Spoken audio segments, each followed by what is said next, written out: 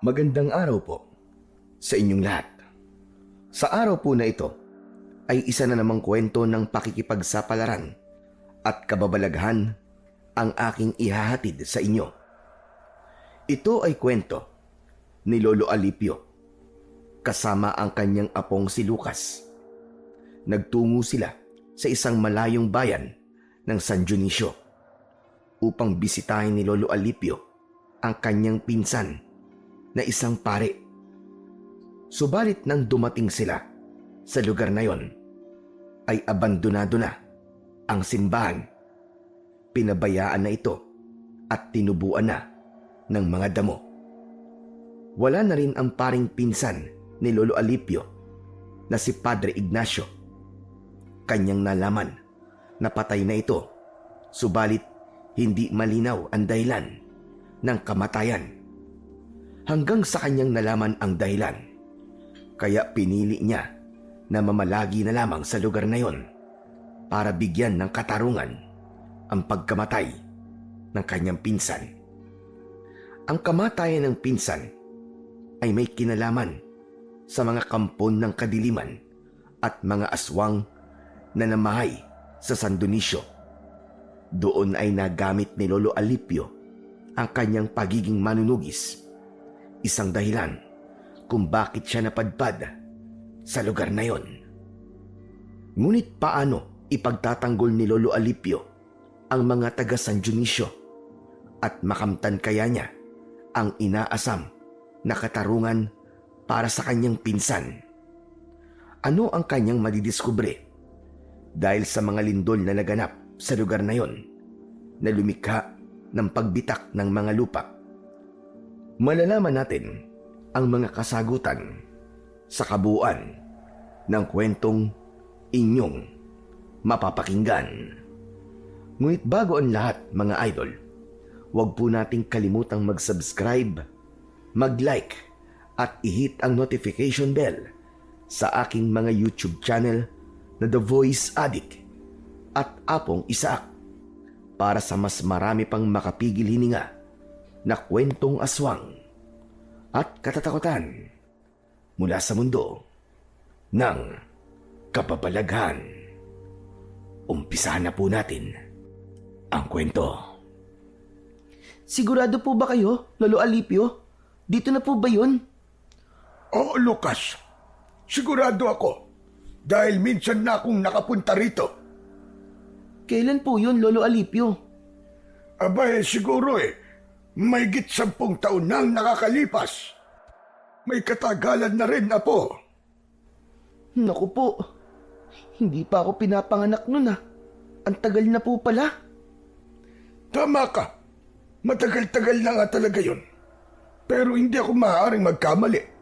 Dahil natatandaan ko itong simbahan. Tapos yung malaking puno na narito sa bakuran. Diyan ako nagpapalipas ng oras. Halos 1 linggo rin akong tumigil dito noon. Pero marami na pong nangyari, Lolo Alipio. Matagal na po yun eh. Saka tignan niyo po. Mukhang matagal na rin pong hindi ginagamit itong simbahan. Kinapitan na po ng mga gumagapang na damo. At santambak po ang mga tuyong daon na nagkalat. Tingnan niyo po oh. Yun nga ang ipinagtataka ko. Mukhang matagal nang hindi ginagamit itong simbahan. Pinaglipasan na ng panahon. Oo nga po eh. Ibig sabihin po, wala pong tao dyan sa loob ng simbahan. Alamin natin, Lucas. Dito tayo dumaan sa gilid ng simbahan. Ang natatandaan ko may daan dito sa likuran. Papasok sa loob. Sandali lang. Sino kayo? Anong ginagawa niyo rito sa simbahan ng San Dionisio? Meron lang kaming hinahanap, Manang. Ay, anong manang ang sinasabi mo? Mukhang mas matanda ka pa nga sa akin. Tigilan mo ako. Ano nga bang pangalan mo? Ako si Urbana. At matagal na ako naninirahan dito sa San Dionisio. Kaya kilala ko kapag may dayo na pumupunta dito. Kayong dalawa, alam kong dayo kayo. Opo, Aling Urbana. Ngayon lang po kami nakarating dito ni Lolo Alipio. Dito po sa inyong lugar. Ako nga pala si Alipio. At itong apo ko ay si Lucas. Meron lang kasi kaming hinahanap, Urbana. Sino ba ang hinahanap ninyo? Si Father Ignacio. Alam ko na siya ang kura paroko dito sa inyong simbahan. Matagal nang wala ang taong hinahanap mo. Wala na rito si Padre Ignacio. Nasaan siya? Wala akong panahon para pag-usapan ang pari na yon. Teka, bakit naman? Basta, dahil ayoko na maalala pa siya. Kaano-ano ka ba niya? Pinsang buo ko siya. Nagpunta ko rito para sana bisitahin siya. Pero wala na pala siya rito. Paano po yan, Lolo Alipio? Wala na pala rito si Padre Ignacio eh. Ano pong gagawin natin? Ay, hindi ko rin alam, Apo. Kayong dalawa, mabuti pa siguro bumalik na kayo sa pinanggalingan ninyo. Yun ang maipapayo ko sa inyo. Naku po, malayong-malayo po yung pinanggalingan namin eh. Aba, wala akong pakialam kahit gaano pa kalayo ang pinanggalingan ninyong dalawa. Ang kailangan ay umalis na lang kayo dahil hindi kayo welcome dito. Bakit naman? Hindi naman kami masamang tao ng apo ko. Dahil kamag-anak kayo ni Padre Ignacio. Kadugo na kayong dalawa. Tama ka, Urbana. Kadugo nga namin siya. Ayun na nga Kaya mas maigi kung aalis na lamang kayo bago pa pag-initan kayo ng mga tao rito. Tinatakot niyo ba kami, Urbana? Hindi. Kundi nagbibigay lang ako ng babala sa inyo. Pero kung ayaw niyo akong paniwalaan ay bahala kayo. Saka lumayo na rin kayo sa simbang ito kung mahal niyo pa ang buhay ninyo. Umabot din ng 1.5 araw ang naging paglalakbay namin ng apo kong si Lucas para lang makita at makarating sa bayan ng San Dionisio. Dahil nga may 10 taon o 1 dekada na ang nakakalipas mula nang una akong makapunta sa lugar na yon. Kaya naman, naging mahirap para sa akin ang pagbalik. Maigi na lamang at natatandaan ko pa rin ang itsura ng simbahan. Subalit laking pagtataka ko na tila ba pinabayaan na ang simbahan ng San Dionisio. Hindi rin ako makapaniwala sa sinabi ng matandang babaeng may kasungitan at nagpakilalang si Urbana.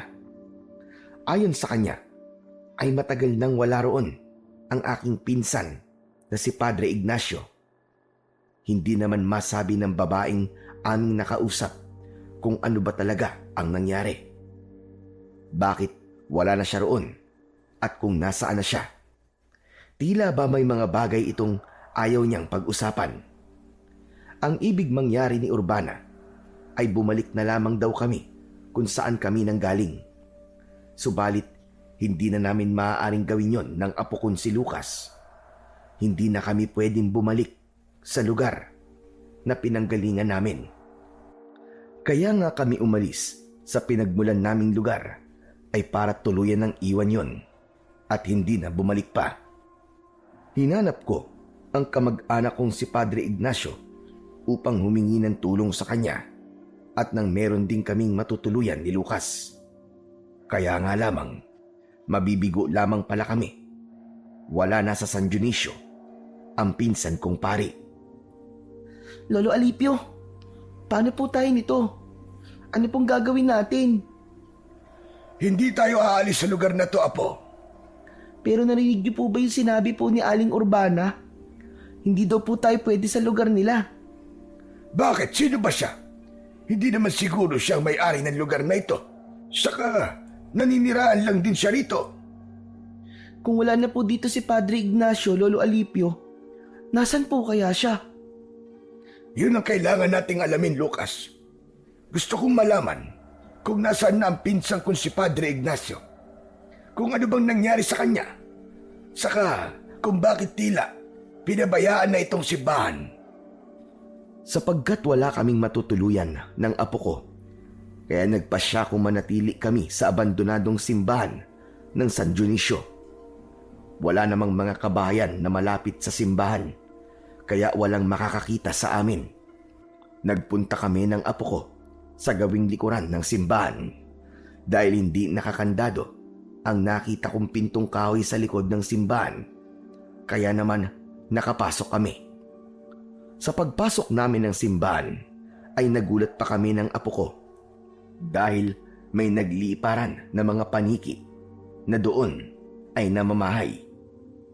Talagang matagal na pong walang tumutuloy dito, Lolo Alipio. Nagiging bahay na rin po ng mga paniki. Nagtataka talaga ako. Bakit hindi na kaya ito ginagamit? Baka po dahil sobrang luma na. Pero hindi mo ba nakikita po? Maaari pa itong gamitin dahil matibay pa itong simbahan. Baka po tinamad na rin pong magsimba yung mga taga rito, Lolo. Pero bakit naman?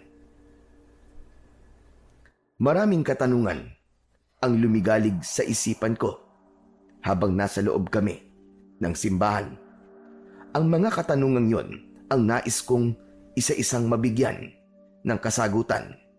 Dahil nga wala kaming matutuluyan ni Lucas, ay naglakas loob na lamang ako na doon kami tumuloy. Dito na po tayo, Lolo. Oh, Lucas. Saka wala naman tayong ibang matutuluyan. Wala na akong ibang kakilala sa lugar na ito. Tapos ang sungit pa po ni Aling Urbana, no? Hindi naman kagandahan. Hayaan mo na siya. Kalimutan mo na ang kasungitan ng babaeng yon. Baka inuurungan na ng regla yon kaya masungit. Siguro nga po. Lolo, nagugutom na po ako. May tira pang pagkain at tubig sa dala nating bag. Yun na lang muna ang kakainin natin ngayong gabi. Bukas susubukan kong tignan ng mga gamit dito sa kusina ng lumang simbahan. Baka mamaya may mga gamit panluto na maaaring mapakinabangan natin. Sabi ko nga sa iyo, Apo, ilang linggo din akong tumuloy dito. Nung kura paroko pa dito, ang pinsan kong pare. Upang mapawi ang nararamdaman naming gutom ni Lucas, ay pinaghatian namin ang natitirang tinapay at tubig. Ang kailangan lang naman ay may laman ang aming tiyan bago kami magpahinga ng gabing yon. May nakita kong ilang piraso ng kandila, kaya yon ang ginamit ko para maging tanglaw namin ng gabing yon. Pinatay ko na lamang ang sindi ng kandila bago kami natulog. Nagsisimula ng sumikat ang araw nang magising ako dahil sa paruot paritong takbuhan ng mga hayop na naligaw sa loob ng lumang simbahan. May pusa at bubwit na naghahabulan. Ang iba ay dumaan pa sa aking paanan, kaya ako nagising. Samantalang ang apo kong si Lucas ay tila walang pakiramdam kahit may mga bubwit na tila nagpapatintero sa kanyang paanan. May naulinagan akong tila may nag-uusap sa labas, kaya tumayo ako para silipin kung sino ang mga yon. Magkukubli pa sana ako, kaya lamang ay nakita na nila ako. Nagbalik pala roon ang babaeng mataray na si Aling Urbana. May kasama siyang lalaki na mas bata ang edad kaysa sa akin. Nasa edad 65 na ako. Ang lalaking kasama naman ni Urbana ay sa tingin ko ay nasa edad 50 pa lamang. Dahil nakita na ako ni Urbana, ay hindi na ako nakapagtago pa. Wari naiinis itong sumugod sa akin at nakasunod sa kanya ang lalaki niyang kasama. Tignan mo ka naman. Ang tigas din ang ulo mo, no, Albino? Sinong Albino sinasabi mo? Abay ikaw, hindi ba Albino ang pangalan mo? Alipio ang pangalan ko, Urbana, hindi Albino. Pasensya na. Nakalimutan ko. Saka magkatunog naman marami kasi akong iniisip. Pero teka lang. Ano pa ba ang ginagawa niyo rito? Nasaan ang apo mo? Natutulog pa siya. Nakita mo na. Ginawa niyo ng panuluyan itong simbahan. Wala kasi kaming ibang matutulugan. Kaya dito na kami nagpalipas ng gabi. Sino ba nagbigay sa inyo ng pahintulot para matulog dito sa simbahan? Wala, di ba? Matigas din ang ulo mo, ano? Sinabihan na kita kahapon na umuwi na lang kayo kung saan man kayo galing. Sandali. Makikialam na ako. Urbana, ano bang ikinagagalit mo sa kanila? Hindi mo ba nakikita, Kapitan Simo? Basta na lang silang tumuloy dyan sa loob ng lumang simbahan at ginawa pang tulugan nang wala namang nagbibigay sa kanila ng permiso. Ano naman? Nakitulog lang naman sila. Saka wala naman silang naaabala sa loob ng simbahan. Matagal nang walang tumutuloy dyan. Inabando na nga ito, di ba? Hindi na rin ginagamit para sa pagsisimba. Kaya nga sayang. Kahit na ba mali pa rin na basta silang papasok yan sa loob at ginawa pang tulugan. Baka babaya masamang tao pa ang alipyo na yan kung anong gawin dito sa lugar natin. Mukha namang hindi siya masamang tao. Saka Kapitan, kahapon po ay nakausap ko na rin si Urbana. Nasabi ko po sa kanya na kaya po ako nandito ay dahil meron po akong hinahanap. Ipinagpatuloy ko ang aking pagpapaliwanag kay Kapitan Simo. Wala kasi siyang nalalaman dahil hindi naman yun sinabi ni Urbana. Kaya sinabi ko sa Kapitan ang dapat niyang malaman kung bakit kami napadpad ng apo ko sa lugar na yon. Yun naman pala hinahanap ni Mang Alipio ang pinsan niyang si Padre Ignacio. Kaya nga lamang ay wala na pala siya rito, Kapitan Simo. Oo, Mang Alipio. Matagal na rin wala siya rito. Wala ho kasing nakarating sa akin na hindi na pala siya dito nakadestino. Ibig mo sabihin hindi nakarating sa inyo. Napatay na si Padre Ignacio? Ano kanyo, Kapitan? Patay na siya? Oo. At mismo sa loob ng opisina niya dito sa simbahan, natagpuan patay si Padre Ignacio. Anong ibig mo sabihin, Kapitan Simo? Anong ikinamatay ng pinsang kumpare? Yan ang hindi pa rin malinaw sa mga taga rito. Anong ibig niyo sabihin? Isang misteryo ang pagkamatay niya, ganun ba? Ang sabi lang, pinatay siya ng kampo ng dilim dahil na rin sa kanyang malaking pagkakasala. Teka sandali, ano namang pagkakasala ang nagawa ng pinsan ko? Ayokong pag-usapan natin ang bagay na yan dahil kinikilabutan ako. Kapitan Simo, mauna na ako. Meron pa pala akong dapat pang gawin. Maiwan ko na kayo rito. Kapitan, hindi ko maintindihan ang sinasabi ni Urbana. May alam po ba kayo? Ang totoo, wala rin ako masasabi. At hindi ko rin alam ang buong detalye tungkol sa nangyari kay Padre Ignacio. Dahil wala ako dito noong mga panahong yun. Naroon ako sa Maynila at nagtatrabaho. Nabalitaan ko na lang na patay na si Padre Ignacio. Mula nung namatay siya, wala nang inihalili sa kanya. Hindi na nagpadala pa ng bagong kura paroko. Hanggang sa mapabayaan na rin itong simbahan. Umiiwas na rin ang mga taga rito na magtungo rito para magdasal. Pero bakit naman? Dahil ginawa raw na pugad ng masasama ang simbahan at kagagawan daw yon ni Padre Ignacio. Hanggang doon lang ang alam ko, pero hindi malinaw sa akin ang buong detalye. Lalo ko naguguluhan sa mga sinabi niyo sa akin, Kapitan Simo. Kaya nga sa palagay ko ay tama lang na napadpad ka rito sa San Dionisio dahil ikaw mismo makakatuklas ng totoong nangyari. Yun talaga ang gagawin ko, Kapitan Simo. Pero may pakiusap sana ako sa inyo. Ano ho yun, Mang Alipio? Wala kasi kaming matutuluyan ng apo ko habang nandito kami. Maaari bang dito na kami tumuloy sa simbahan? Total hindi naman na ito ginagamit. At bilang ganti ko sa pagpapatuloy niyo sa amin dito, sisikapin kong linisin ang simbahan na ito. Aba, magandang suggestion yan, Mang Alipio. Ang totoo, dapat talagang nililinisan itong simbahan dahil lalo lang kinatatakutan dahil sa dami ng mga halamang gumagapang na lalo lang nakakasira sa itsura ng simbahan. Huwag kayong mag-alala, Kapitan. Ako na hong bahala. sisikapin kong linisin ang simbahan habang nakatira kami dito. Dahil madali kausap si Kapitan Simo, kaya pumayag siya sa aking naging mungkahi. Hindi ko naman siya bibiguin at tutuparin ko ang aking ipinangako sa kanya. Ang nais ko'y manatili pa sa lugar na yon. Ibig kong malaman ang katotohanan tungkol sa tunay na nangyari sa aking pinsang pare. Paanong tila galit sa kanya ang mga tao roon base sa naging reaksyon ni Urbana. Buti po pumayag po yung kapitan. Na dito po tayo tumira, Lolo Alipio. Oo, Apo. Pero kailangan lang natin gawin ay linisan itong simbahan. Kaya kailangan tulungan mo ako, ha? Pero ang dami-dami pong lilinisin dito, Lolo Alipio.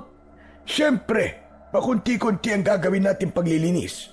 Dahil hindi naman natin makakayang linisan kagad ito ng ganong kabilis. Sige po, tutulong po ako, Lolo. Ayos.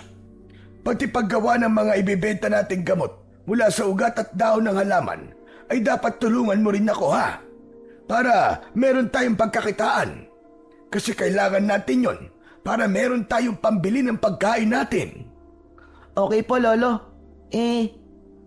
Lolo Alipio, hanggang kailan po ba tayo dito? Hindi ko rin alam, Apo. Sa palagay ko matatagalan tayo dahil meron akong dapat ayusin at tiyakin. Kaya lang po, Lolo Alipio, nakakalungkot po na wala po dito si Padre Ignacio. Akala ko pa naman magkikita kami. Patay na po pala siya. Yun nga ang kanilang sinabi. Kaya nga kailangan pumirmi muna tayo dito para malaman ko kung ano ba ang totoong sinapit ni Padre Ignacio. Sapagkat ipinangako ko ang paglilinis ng simbahan, kaya sadyang naglaan kami ng oras ng apo ko upang maglinis doon. Una naming nilinisan ang loob ng simbahan, lalo na ang lugar na malapit sa tanggapan at kusina kung saan kami tumutuloy. Inunti-unti rin namin ang paglilinis sa labas. Inalis at binunot ang mga tumutubong damo upang maging maaliwalas ang bakuran nito. Kaya naman, kahit papano, ay nakita ang pagbabago sa lumang simbahan. May mga taong ikinatuwa ang ginawa naming paglilinis sa simbahan. Isa na roon ay si Rosana, isang deboto na malayong malayo sa ugali ni Urbana. Salamat na lamang at dumating kayo rito sa San Dionisio. Kahit paano ay umayos na tong simbahan. Abang-aba na kasi ang itsura nitong simbahan. Masyado nang pinabayaan. Tama ka, Alipio. Mula kasi na mawala si Padre Ignacio, lumayo na ang mga tao para magsimba. Kaya nga pinabayaan na rin nila ang simbahan. Ganun na nga. Pero bakit pati ang pagsisimba ay para bang kinalimutan na rin nila? Dahil nawala na sila ng tiwala sa alagad ng Diyos. Kay Padre Ignacio? Oo, Alipio. Hindi kasi nila nagustuhan ang mga nangyari. Hindi nagustuhan ang alin ba, Rosana? Pasensya na, Alipio. Pero hindi ko masasabi sa iyo. Pero bakit naman? Ang totoo ay iniiwasan ng mga taga rito sa San Dionisio na alalahanin pa ang pangyayaring yon. Hindi ko talaga maintindihan. Kahit si Urbana ay ayaw magsalita. Pero nagagalit siya kapag ang pag-uusapan ay si Padre Ignacio. Dahil hindi pa rin niya matanggap. Lalo na't malaking naging tiwala at respeto nila kay Padre Ignacio. Talaga bang hindi mo maaaring sabihin sa akin? Pasensya na, Alipio. Saka ayoko rin may masamang mangyari sa akin. May masamang mangyayari sa'yo? Oo. Yun ang sabi-sabi. Kapag pinag-usapan at naibunyag sa ibang tao ang tungkol sa sinapit ng simbahan ng San Dionisio at ng paring si Padre Ignacio, ay posibleng may mangyaring masama. Pambihira na yan. Lalo tuloy ako naguguluhan. Kaya pasensya na, Alipio. Pero wag kang mag-alala. Kung magtatagal pa kayo rito, ay siguro naman ay malalaman nyo rin ang buong katotohanan. Salamat na lang, Rosana. Walang anuman. Kailangan ko na munang umuwi. Pero nagpapasalamat talaga ako sa iyo, Alipio. Malaking bagay itong ginawa mo sa simbahan. Sana naman, sa ginagawa mong paglilinis, kahit paano mawala na ng tuluyan ng kamalasang nakakabit sa simbahan ito. Yun ang huling sinabi ni Rosana na lalong naging palaisipan sa akin. Masyadong malihim ang mga taga San Dionisio tungkol sa nangyari sa kanilang lugar na tila dekada na ang nakalipas. Kaya naman, sa bawat araw na lumilipas ng pamamalagi namin ni Lucas sa lugar na yon, ay napuno ng iba't ibang alalahanin at katanungan ang isipan ko.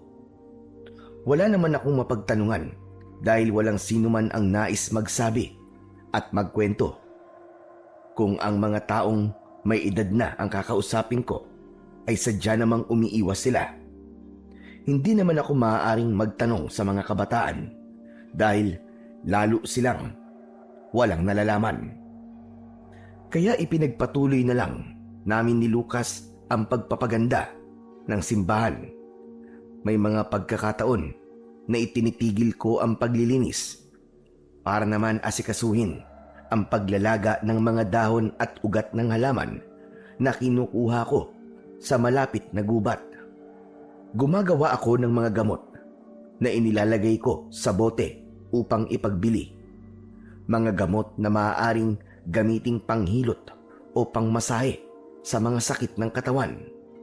Meron ding maaaring inumin kapag nagkakaroon ng problema sa kanilang panunaw. Ang tungkol sa paggawa ng mga gamot na ibinibenta ko na nakalagay sa bote ay itinuro pa sa akin ng lola ko. Bagay na naman ako sa kanila na aking napapakinabangan dahil mabisa ito kapag ginamit ng taong may nararamdaman sa kanilang katawan. Lolo Alipio, buti na lang po at nabili po lahat ng mga nakaboting gamot na ginawa nyo. Kaya nga nagpapasalamat ako, Lucas. Dahil kahit papano, nakikilala na ang mga tinitinda natin. Paano po? Mahusay po kasing gamitin eh. Lalo na po yung panghilot at panghamplas po sa mga sakit sa katawan. Yun po maraming naghahanap eh. Kaya sa susunod, yun ang dadamihan natin. Mainam kasi yun sa rayuma at sa pangangati ng katawan. Kaya meron na naman po tayong pambili ng pagkain natin, Lolo. Kaya nga salamat sa Panginoon at kahit papano ay hindi niya tayo pinababayaan. Oo naman po. Lalo na po sa ginagawa natin. Binabalik po natin sa dating ganda itong simbahan. Kaya binibless po tayo ni Lord. Tama ka, Apo. Kaya ituloy lang natin itong ginagawa nating pagpapaganda dito sa simbahan. Kaya lang po bakit ganun? Parang ayaw po pumunta ng mga tao dito. Di ba kahit naman po walang pari dito, maaari naman sila magdasal dahil bahay pa rin po ito ng Panginoon. Oo, pero sa ngayon, wala pa tayong magagawa kung sadya na nilang kinalimutan ang paglapit sa Panginoon. Nakakalungkot naman po yun. Kailan sila lalapit sa Panginoon kapag may nangyari ng masama sa kanila? Pero baka huli na ang lahat pag nagkataon. Kaya nga meron akong naiisip habang namamalagi tayo rito sa San Dionisio. Ano po yun, Lolo Alipio? Hindi ko na muna sinagot ang tanong ng aking apo. Saka ko na lang sasabihin sa kanya.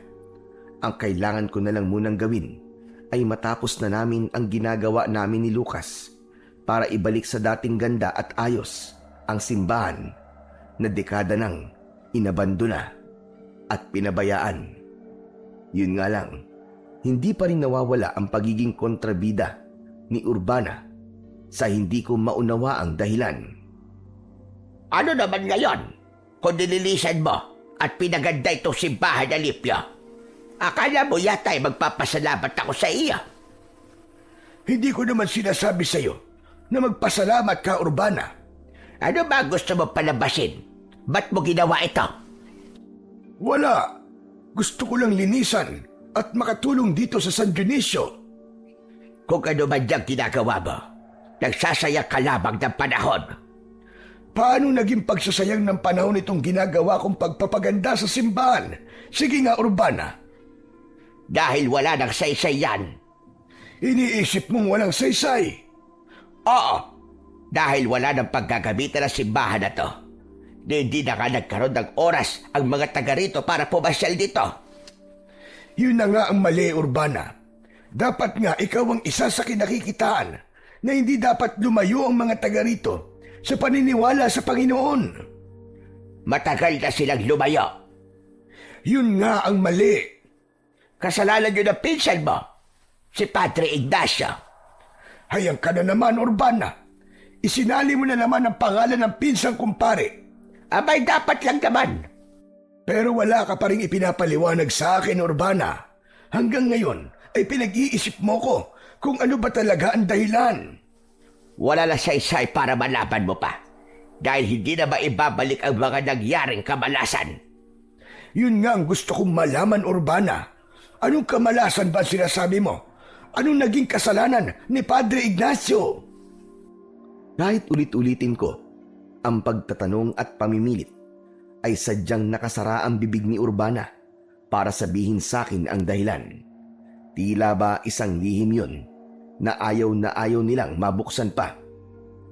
Bagamat patuloy akong umaasa na darating din ang tamang panahon para sa kwentong yun na pilit nilang itinatago sa akin.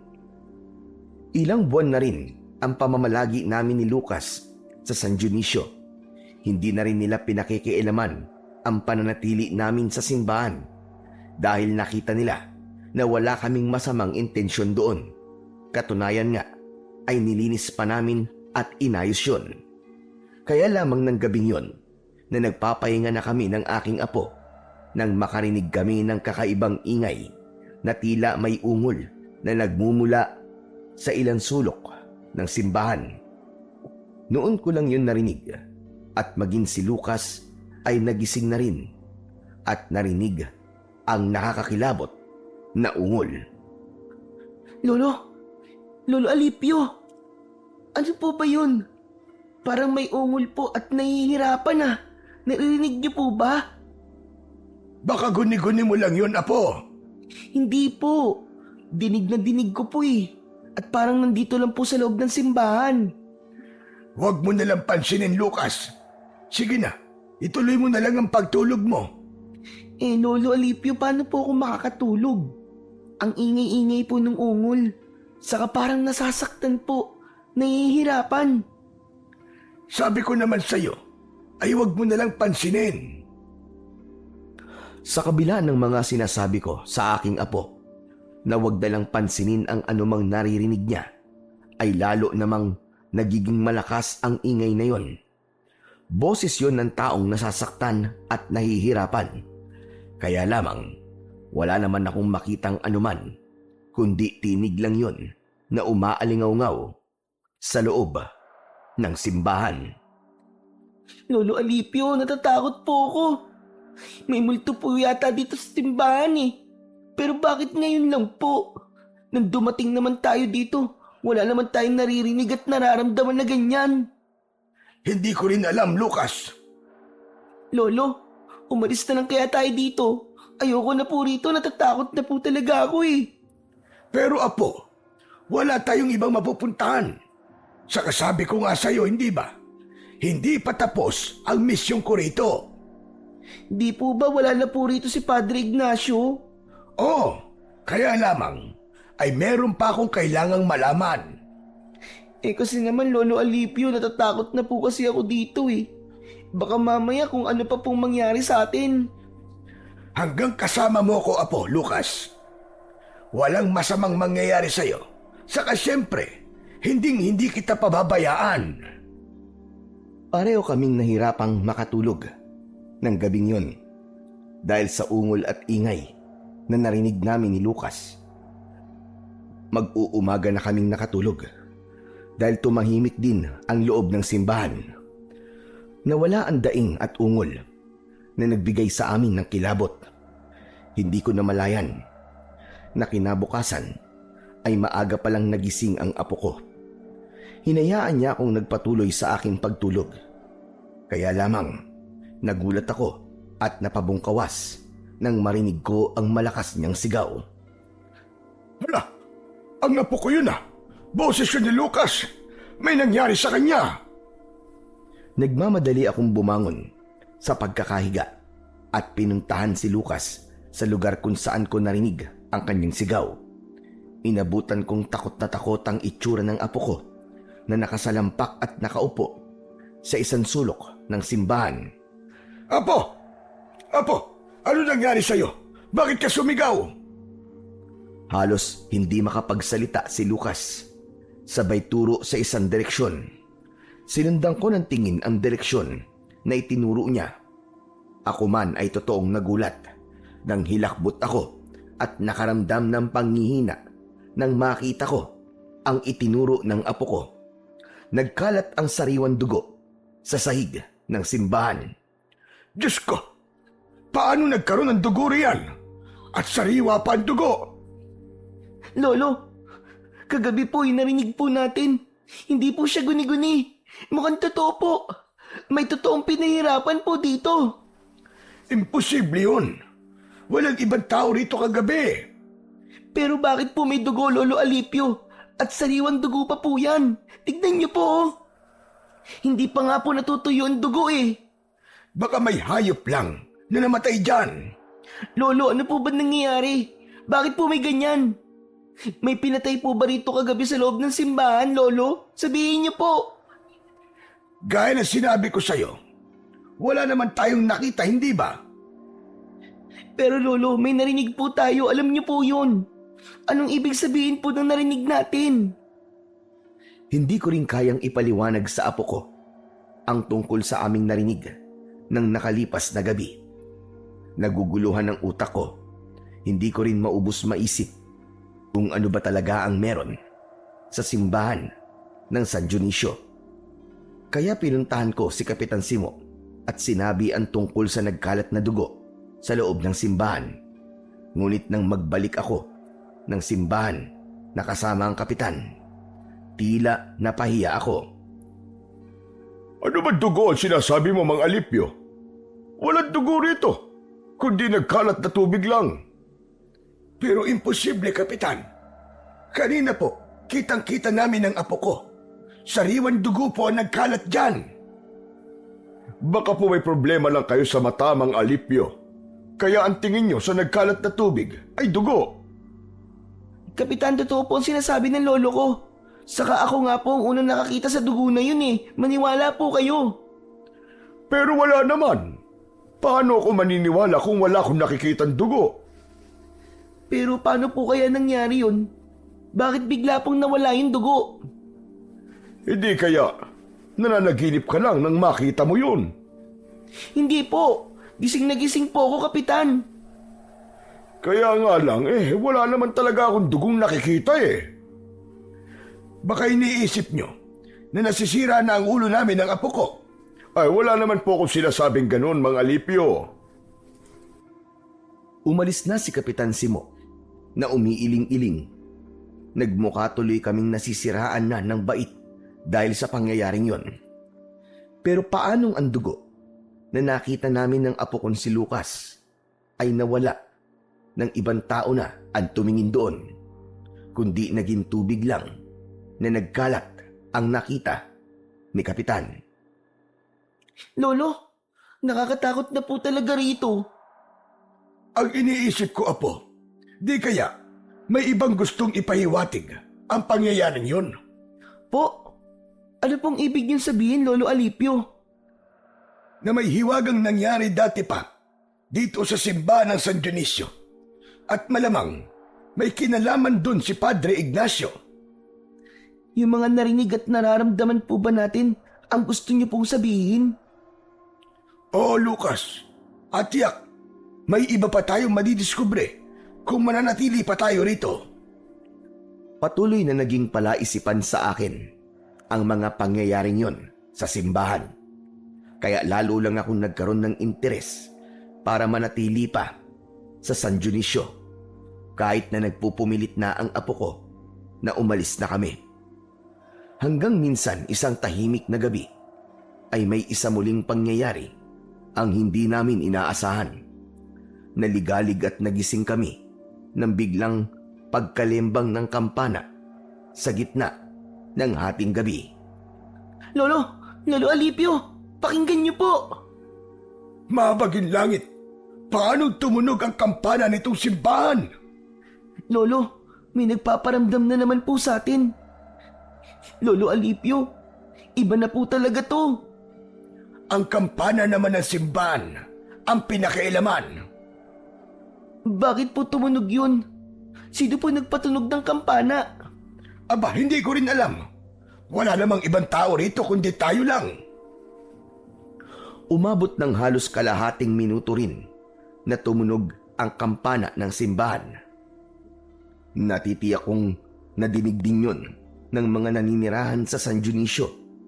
Posibleng ipinagtaka nila na nasa gitna ng hating gabi ay nambulao ang kampana.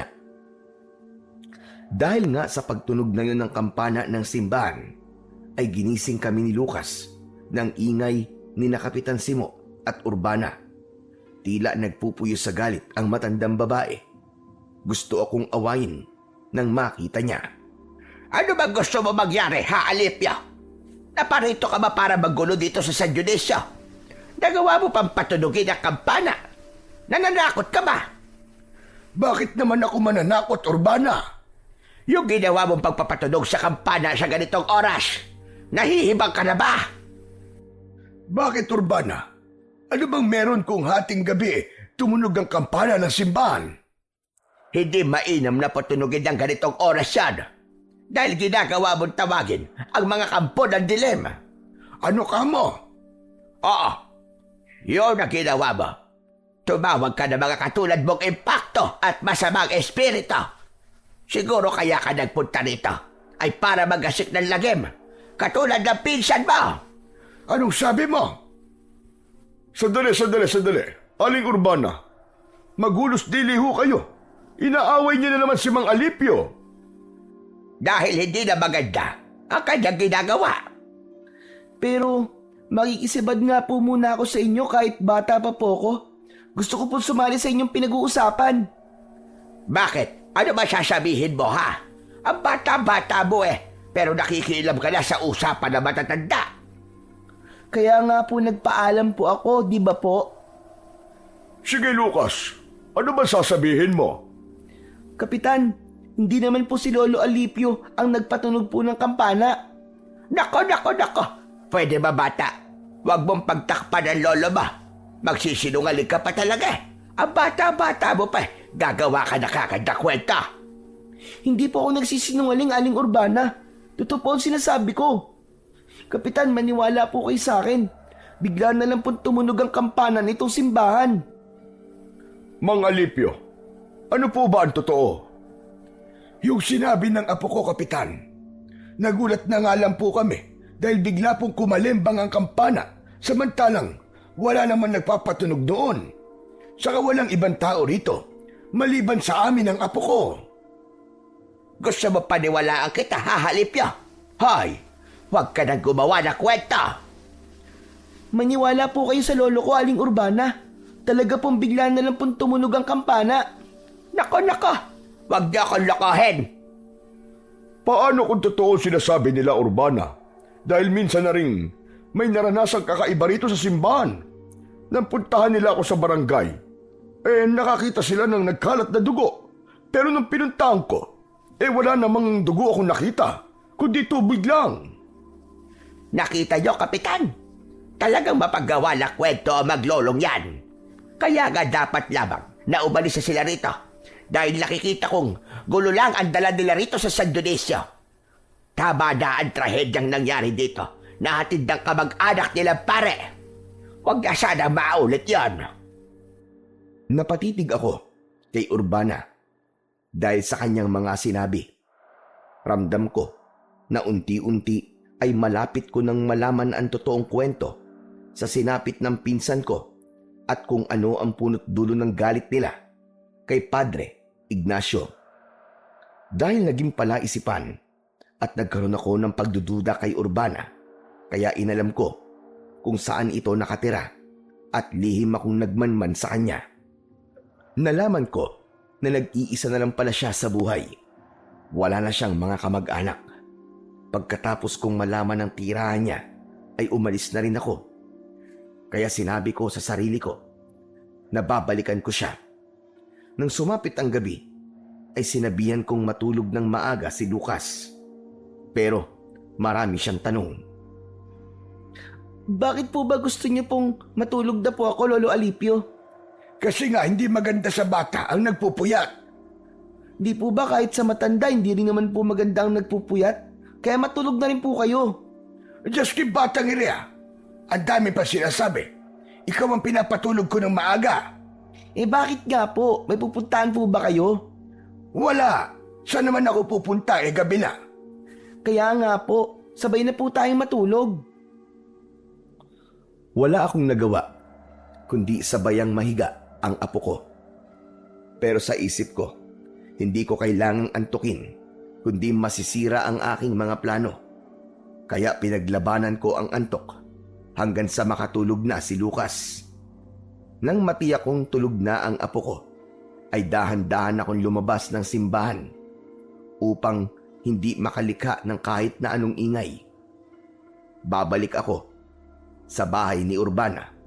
Alam ko at nararamdaman kong meron akong matutuklasan mula sa kanya. Tahimik na tahimik ang daan patungo sa bahay ni Aling Urbana. May mangilan-ngilan na asong tumatahol sa akin habang naglalakad ako patungo sa bahay ng matandang masungit. Nang marating ko yun, ay nakita kong madilim ang loob ng bahay. Bagyan liwanag lamang ang makikita na tila galing sa isang liwanag ng gasera.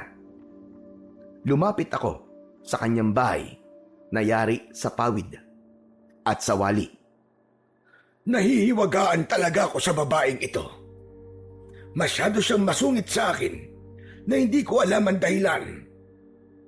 Habang nag-aabang ako sa labas ng bahay, ay idinikit ko ang aking tenga sa dingding na yari sa sawali. Nakarinig ako ng tila dumadaing at alam kong boses yon ni Urbana. Hindi ko mawari kung ano bang nangyayari sa kanya, kung nahihirapan ba ito o may nararamdaman. Hinayaan ko muna at naghintay ako sa mga susunod pang pangyayari. Maya-maya pa ay biglang tumahimik. Naisip ko na baka kung napano na ang matandang masungit. Kaya humanap ako ng kahit maliit na siwang upang makita ko kung ano ang nasa loob at makita ko si Urbana. Natulala ako at hindi agad nakagalaw sa kinatatayuan ko nang makita ko ang nasa loob ng bahay. Aswang! Isang aswang na abwak si Urbana! Nakakadiri ang itsura ng aswang na si Urbana. Makapal ang sabog na buhok, ang matay ng lalaki at ang mahabang dila ay parang dila ng isang bayawak. Subalit mas mahaba ito. Nang makita ko ang nakakatakot na itsura ni Urbana, ay nagpalinga-linga siya. Tila nararamdaman niyang may ibang nilalang sa paligid niya. Kailangang hindi niya ako makita. Kaya pumasok ako sa ilalim ng kanyang kubo.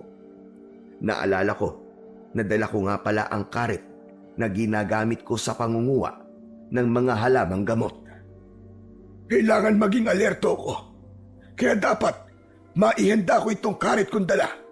Isang maling galaw lang ng aswang na si Urbana. Siguradong malilintikan siya sa akin. Tatagpasin ko talaga ang leg niya. Subalit maya-maya pa ay nawala ang ingay na kanina lang ay aking narinig. Muli ay sumilip ako sa siwang sa dingding. Wala na akong nakitang anuman sa loob. Wala na rin doon si Urbana. Nawala ang babaeng aswang. Saan kaya pumunta yon? Nagpa siya akong umalis, kaya lumabas na ako mula sa silong ng bahay. Kaya lamang, nang makaalis na ako sa silong, ay biglang bumungad sa harapan ko ang isang aswang abwak. Hindi ako maaaring magkamali. Siya, si Urbana, ang babaeng masungit at matabil ang dila. Gusto kong atakihin ng aswang. Nandidilat ang kanyang malaking mga mata at humahaba ang dila na tila gustong paabutin sa akin. Sige, pabahin mo pa ang dila mo. Tsak putol yan. Sige, ilawit mo pa at paabutin sa akin para malaman mo ang pakiramdam ng aswang na naputulan ng dila. Sa talas nitong hawak kong karet, siguradong putol talaga ang dila mo. Sige, lumapit ka pa. Wari namang natakot ang aswang sa aking mga sinabi. Bigla nitong pinaikli ang kanyang mahabang dila. Subalit ang sama ng pagkakatingin niya sa akin. Alam kong may pinaplano ang aswang na nasa aking harapan. Kaya umayos ako ng aking posisyon. Inihanda ko ang sarili ko habang hawak ang matalas na karet. Hindi ako magkakamaling gamitin ang armas kong hawak sa oras na umatake ang kampon ng kadiliman. Pero nakikita ko na tila nag-aatubili siyang lapitan ako. Kaya naglakas loob naman akong sumugod, papalapit sa kanya. Pero panay ang urong ng aswang abwak. Nakita ko na tila nagdadalawang isip ito. Kaya naglakas loob akong sugurin. Kaya lamang, nabigo ako dahil biglang nagbago ang anyo ng aswang abwak. Naging malaking uwak ito at lumipad papalayo. Kinatakutan ako ng aswang. Pero tiyak, matatandaan niya na ako. Kaya delikado na ako sa kanya. Pero kahit kailan, hindi ako maaaring matakot sa aswang na yon. Lalo na ngayong kilala ko na kung sino siya. Mula nang madiskubre ko ang tungkol sa tunay na pagkatao ni Urbana, ay umiwas na siyang magpunta sa may simbahan. Malamang dahil nag-aalala siya na baka sinabi ko sa ibang tao ang kanyang lihim. Pero hindi yun ang plano ko. Gusto kong ako mismo ang tatapos sa kanya. Dahil may iba pa akong plano sa San Dionisio, kaya kinausap ko si Kapitan Simo at Rosana para tulungan ako. Teka, ano ba yung pinaplano mo, Mang Alipio? Dahil maayos na muli ang simbahan at nalinis na namin, kaya maaari na uli itong gamitin. Kaya lang, Mang Alipio, walang pari na maaaring manguna. Kung iniisip mo ay ibalik ang pagmimisa dito. Hindi lang naman sa pagmimisa maaaring gamitin itong lumang simbahan, hindi ba? Maaaring magpunta ang mga taga rito para dito sila magdasal. Dapat silang manalangin, humingi ng tawad at magpasalamat. Alam nating tahanan ng Diyos ang simbahang ito. May punto ko riyan, Mang Alipio. Kung sa bagay po ay tama kayo, Mang Alipio. Kaya hihikayatin natin ang mga taga rito na bumalik sa simbahan. Dito sila mag-alay ng kanilang mga dasal. Ganun na nga, Rosana. Kaya sa paraang yon, ay magbabalik loob sila sa kanilang pananampalataya sa Panginoong Diyos. Natutuwa ako sa naisip mong yan, Mang Alipio. Ang totoo, kailangan talaga ng mga taga rito na magbalik loob sa Panginoong Diyos. Lalo na sa panahon ngayon. Maraming hindi magagandang nangyayari. Lalong lulubha ang kasamaan kung tuluyang lalayo ang tao sa kanilang pananampalataya sa Panginoon. Huwag kayo mag-alala, Mang Alipio. Sasabihan ko rin sa mga taga rito ang maganda mong plano. Sana nga ay makumbinsi ko sila na bumalik dito sa simbahan para magbalik loob sa kanilang pananampalataya sa Panginoong Diyos. Kaya naman, ng mga sumunod na araw, ay may mangilan-ngilan na akong nakikita na nagpupunta sa simbahan. Nagsasagawa sila roon ng kanilang pagdarasal. May iba naman na tila walang pakialam dahil nasanay na sila sa kanilang nakagawian. Nawalan na ng halaga sa kanila ang pagkakaroon ng kaugnayan sa Diyos. Nalulungkot ako para sa bagay na yon. At sa pagbubukas muli ng simbahan, ay sadyang hindi ko na nakita pa kahit anino ni Urbana. Sadyang lumayo na siya at marahil natatakot na siya na gumawi roon.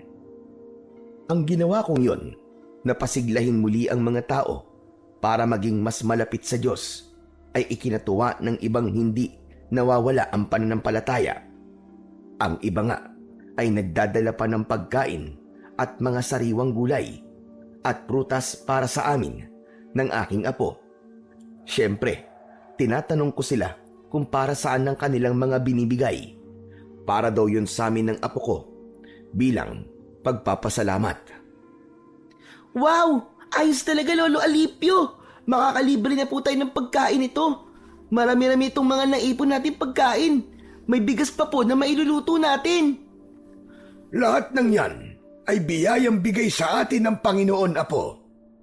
Oo nga po. Ang bait po pala talaga ng mga taga rito, no? Kahit saan lugar naman ay may mababait. Meron ding hindi kabaitan. Mga masasama po. Oo, kaya mapalad tayo na may mga taong handang magbahagi ng natatanggap nilang biyaya. Kasi po, natutuwa po sila sa ginawa nating paglilinis at pagpapaganda po dito sa simbahan. Tama ka, Apo. Kung hindi tayo nagtiyaga para linisan at ayusin ito, magmumukha pa rin nakakatakot ang simbahang ito. Marami pa rin ang lalayuan ito. Eh siya nga po pala, Lolo Alipio. Kanina po, may narinig po ako nag-uusap. Sabi, may masamang nilalang daw po na gumagala po dito sa San Dionisio. Anong klaseng masamang nilalang daw yon? Aswang daw po, Lolo. Di kaya may kinalaman po ang aswang na yon dun po sa mga nararamdaman natin dati pa? Saka yung mga nangyari po dito sa simbahan? Naisip ko nga rin yan, Apo. Posibleng tinatakot tayo para hindi na natin ituloy ang pagsasayos ng simbahan. Gumagawa siya ng bagay na ikatatakot natin at nang iwan na natin ang lugar na ito para maghari ang kampo ng dilim sa lugar na ito. Tama po kay Lolo Alipio. Kasi po, hindi gusto ng kampo ng dilim na buksan uli itong simbahan, di po ba? Tama ka, Apo. Kaya tama ang hinala natin. May kinalaman nga ang kampo ng kadiliman sa mga nararamdaman nating kakatwa. Gusto nilang hadlangan ang mga ginagawa natin. Pero pasensya na sila dahil hindi nila tayo nagawang pigilan. Lalo na ngayong nakikita na natin nagsisimula ng bumalik ang mga tao rito sa simbahan. Totoong ikinatuwa ko ang mga nagiging pagbabago sa San Dionisio. Pero hindi ko maaaring isang tabi at kalimutan ang natuklasan ko tungkol kay Urbana. Nararamdaman ko ang kanyang pananahimik ay may kakaibang ibig sabihin. Kaya naman, lihim akong nagmasid at inalam ang kanyang mga lakad. Hanggang minsan ay nakita ko siya na nagtungo sa gubat. Nasa gubat din ako ng mga pagkakataong yon dahil nangunguha ko ng mga ugat at dahon ng halamang gamot. Hindi ako maaaring magkamali. Si Urbana, siya ang natatanaw ko na yon. Nakatalukbong pa siya ng itim na tela. Palihim ko siyang sinundan. Kumuha ako ng sanga ng puno na may mga makakapal na dahon. Ito ang gagamitin kong kublihan. Habang lihim akong nakasunod kay Urbana. Hanggang sa nakita ko siya na tumigil sa harap ng isang yungib. Naghintay siya roon ng ilang minuto hanggang lumabas mula sa yungib ang isang lalaking hindi pa naman katandaan. Marahil ay nasa 50 ang edad ng lalaking yon. Dapat kong malaman ang kanilang pag-uusapan, kaya gumawa ko ng paraan upang makalapit sa kinaroroonan nila para marinig ko ang kanilang pag-uusap. Salamat na lamang at masukal ang lugar na kinaroroonan nila, kaya nakalapit ako na hindi nila nakita. Mula sa aking pinagkukublihan ay bahagya kong narinig ang kanilang usapan. Tila matagal na silang magkakilala ni Urbana. Sadya kailangan kitang makausap, Candido. Tiyakin mo lang na importante ang pakay mo dahil ayokong sinasayang ang oras ko. Oo, mahalaga ito. Dahil may kinalaman ito sa ating plano at sa hihintay nating takdang sandali. Anong ibig mong sabihin? Hindi umubra ang aking mga plano, Candido. Hindi ko pa rin napapaalis sa matandang yon sa simbahan. Siya si Alipio. Ang dayo dito sa San Dionisio. Oo, ang kamag-anak ni Padre Ignacio. Ang bilin ko, dapat silang mapaalis ng apo niya. At huwag mong hayaang magamit uli ang lumang simbahan dahil tayong gagamit doon.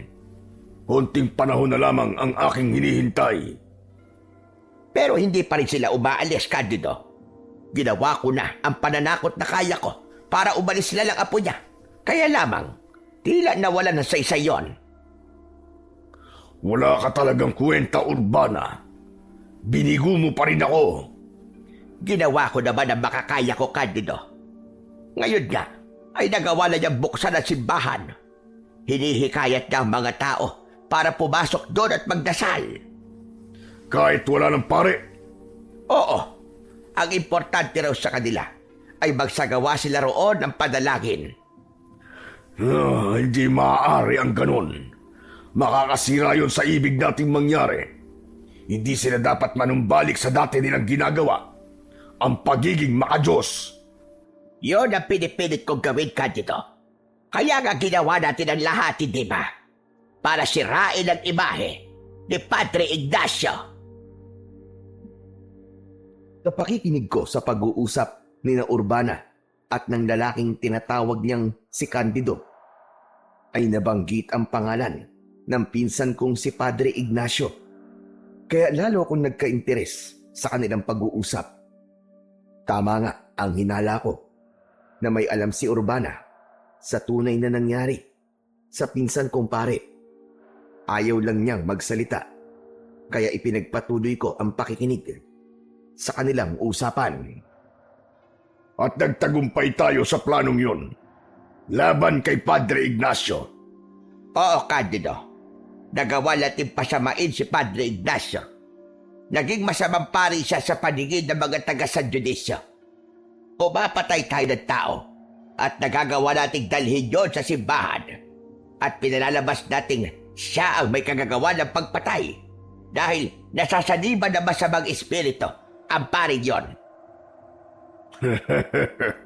Tama ka, Urbana. Napaniwala natin ang mga tao, lalo na ang mga deboto, na masamang pari pala si Padre Ignacio. Kaya nilayon na siya ng mga tao.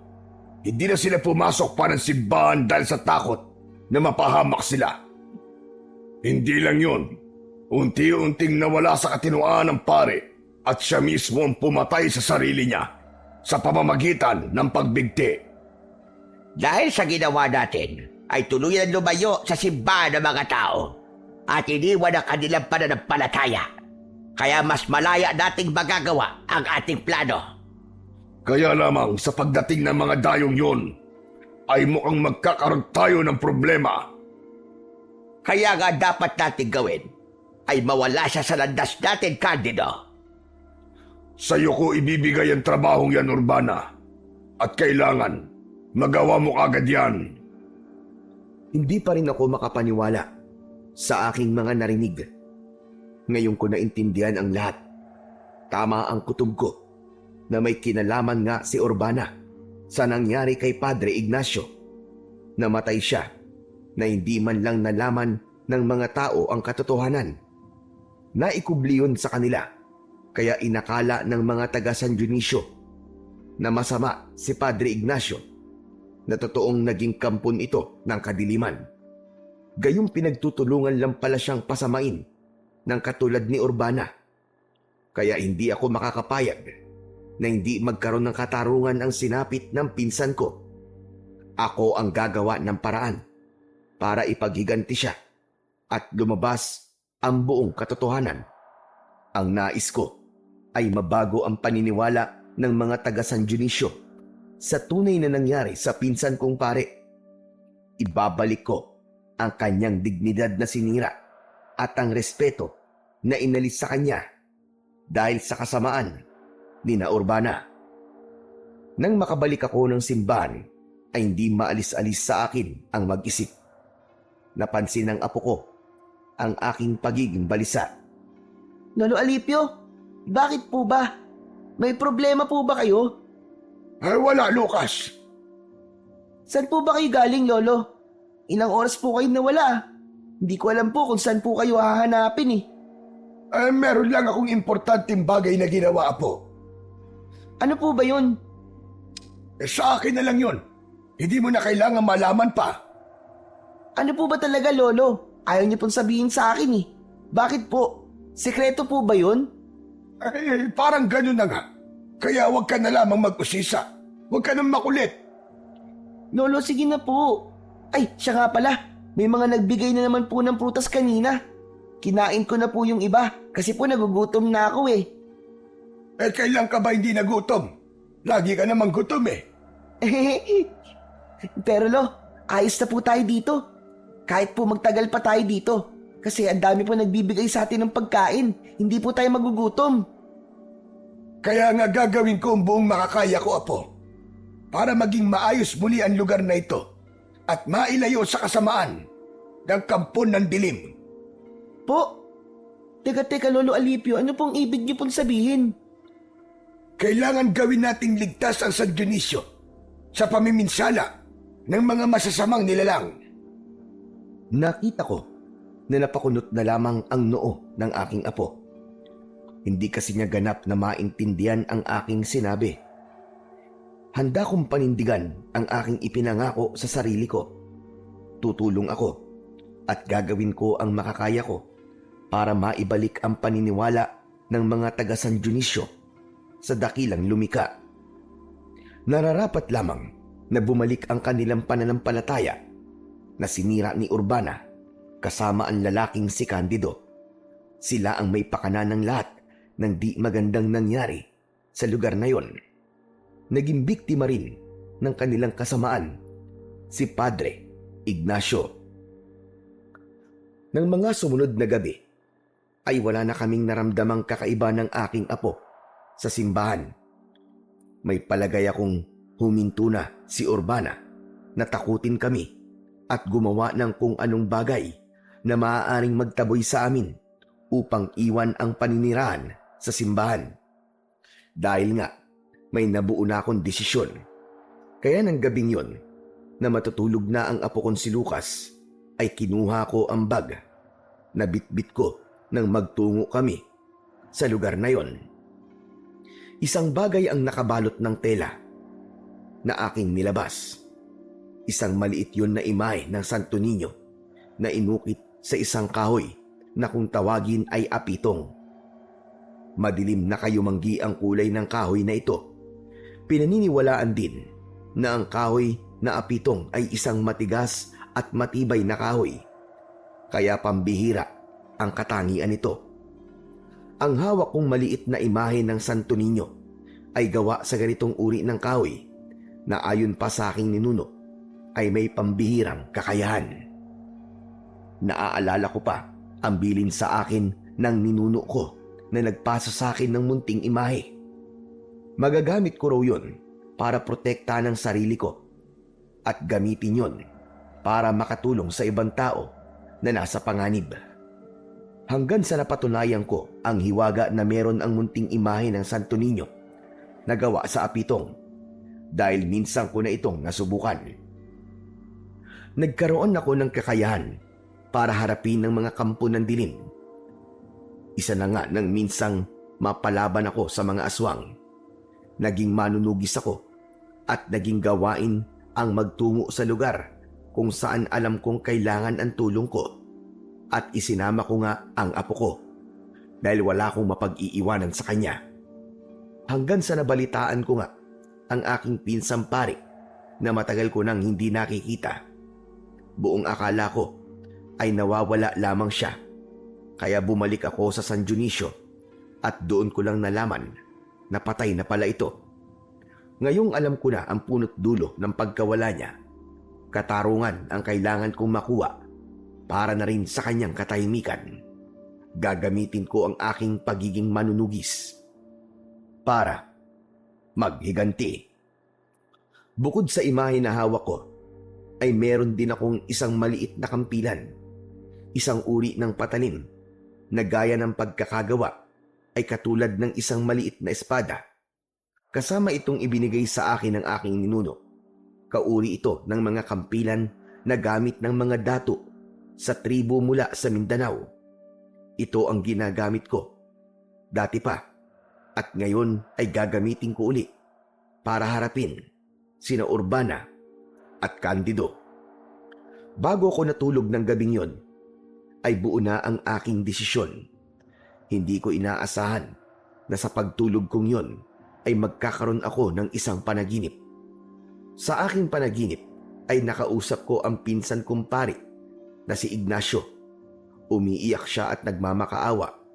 Isinalaysay niya sa akin ang kanyang masaklap na karanasan kung paano siya nilapastangan ng mga masasamang nilalang.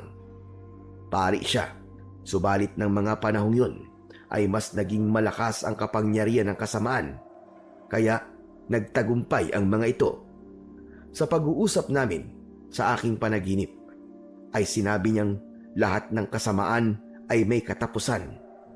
Ako ang dapat tumapos sa kasamaan ni na Urbana, kaya ako napadpad sa lugar na yon sapagkat ako ang magliligtas sa mga taga San Dionisio para hindi sila tuluyang mapahamak at huwag tuluyang lumayo sa kanilang pananampalataya sa may kapal.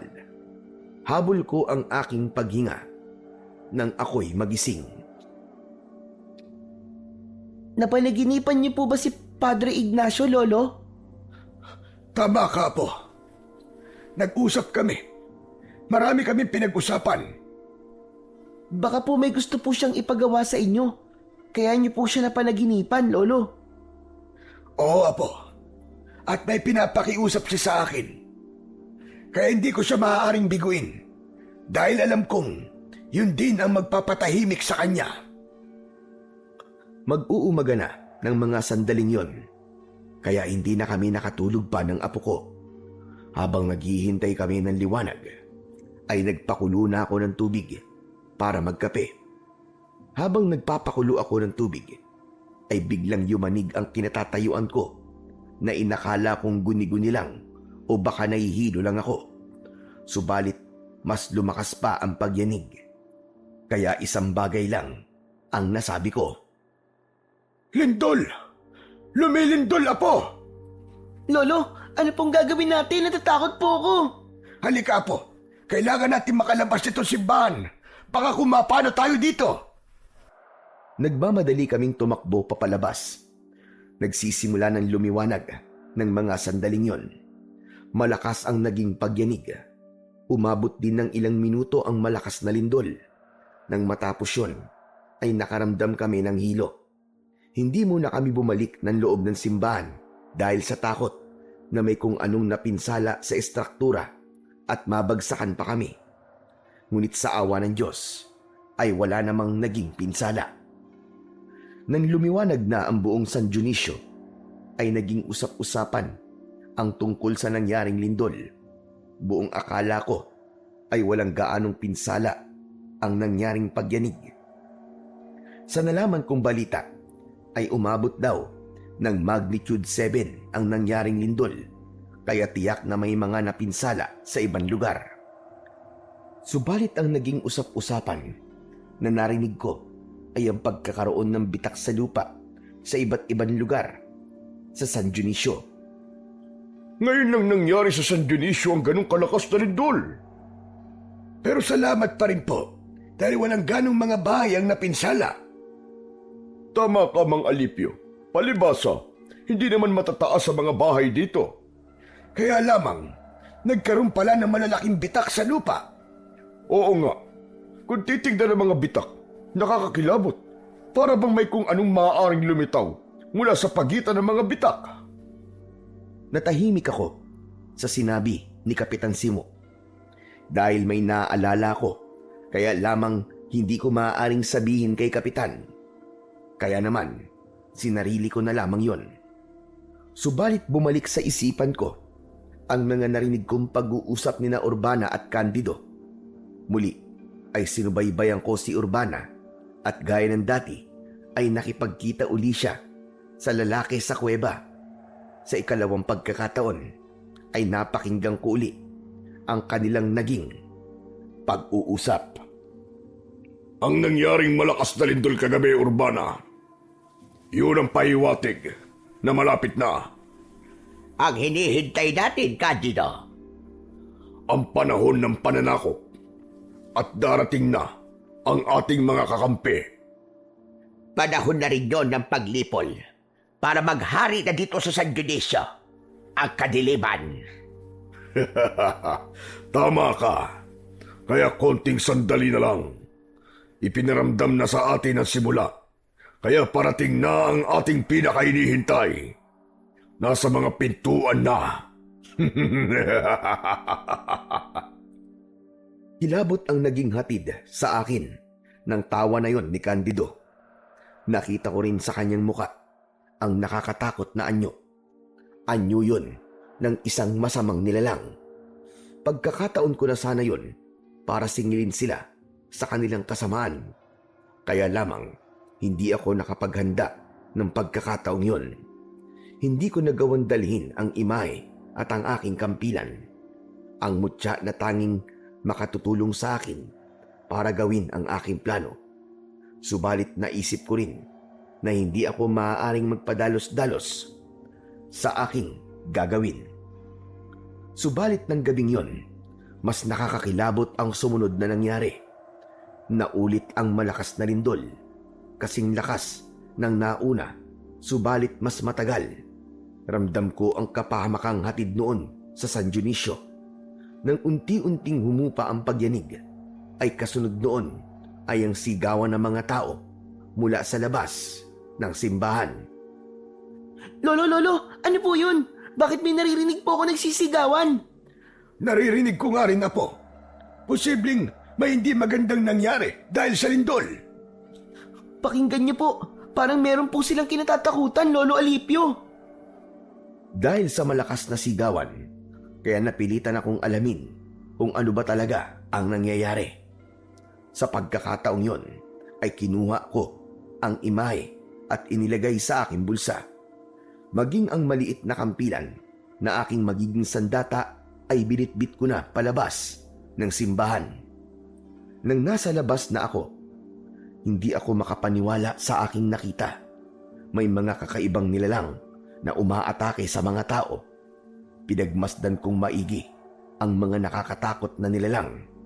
Nalaman kong mga uri ng aswang na kung tawagin ay abwak. Nakita kong takot na takot at tumatakbo palapit sa akin upang humingi ng tulong. Si Rosana. Mga Alipio! Tulong! Tulungan mo ako, mga Alipio! Hinahabol ako ng aswang! Gusto niya akong patayin! Ako ang bahala sa kanya, Rosana. Pumasok ka ng simbahan, madali ka. Doon ka muna kasama si Lucas. Nang makapasok ng simbahan si Rosana, ay ako ang humarap sa aswang na kinatatakutan ni Rosana. Hoy! Diablong buang kang aswang ka! Ako ang atakihin mo! Ako ang kalabanin mo! Huwag ang babaeng walang kalaban-laban sa'yo! Agad na sumugod sa akin ang aswang. Gamit ang hawak kong kampilan, ay inundayan ko ng saksak ang halimaw. Bumaon sa katawan niya ang armas na tangan ko. Kumikisay na bumulagta ito sa lupa. Saglit pa ay nawalan ito ng buhay. Buong akala ko ay wala na ang aswang na aking makakalaban ng gabing yon. Kaya lamang, mula sa nakabukan lupa, sanhi ng lindol, ay kitang-kita ko na may lumitaw na namang aswang. Hindi lang isa, kundi dalawa pa. Pambihira! Nanggagaling sa ilalim ng lupa ang mga aswang! Iniluwa ng lupa ang kampon ng kadiliman! Mas mabangis at mas nakakatakot ang mga aswang na nakita kong lumabas mula sa nakabukan lupa. Subalit hindi ako maaaring magpadaig sa kanila. Kaya hinarap ko ng buong tapang ang mga ito. Bawat atake ko sa kanila ay tinitiyak ko na masusugatan sila. Subalit sa bawat sugat na kanilang natatamo, ay lalo lamang silang nagiging mabangis na handang pumatay. Sige! Sumugod kayo! Hindi ako natatakot sa inyo! Alam kong hindi ako pababayaan ng anting-anting na hawak ko! Dahil may tulong din ito mula sa kapangyarihan ng may kapal! Nagpatuloy sa pag-atake ang mga aswang. Dahil buo ang tiwala ko, nakakayanin ko sila. kaya hindi ako nabigo. Nagawa kong talunin ang mga ito. Nag-abang ako ng iba pang aswang na muling lilitaw sa pagitan ng mga bitak ng lupa. Subalit, wala na akong nakita. Isa lang ang alam kong dahilan bakit huminto sa paglitaw ang mga kampon ng dilim mula sa bitak ng lupa. Mag-uumaga na at napipigilan ng liwanag ng araw ang paglabas ng mga aswang. Kaya naman, nagbalik na muna ako sa loob ng simbahan.